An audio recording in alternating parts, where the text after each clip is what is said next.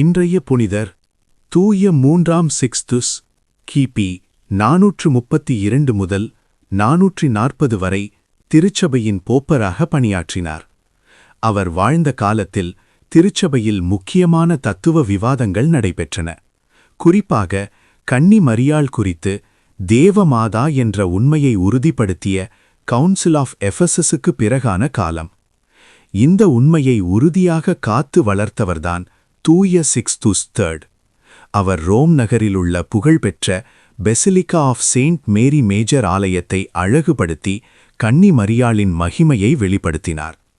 அவர் திருச்சபையில் அமைதி மற்றும் ஒற்றுமையை நிலைநிறுத்த முயன்றார்.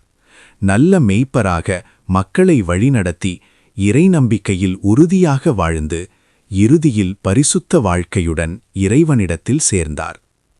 இறைவேண்டுதல். அன்பின் ஆண்டவரே, திருச்சபையை உண்மையிலும் ஒற்றுமையிலும் வழிநடத்திய தூய 3ஆம் சிக்ஸ்துஸ் போல எங்களையும் விசுவாசத்தில் நிலைத்திருக்க உதவிடும்.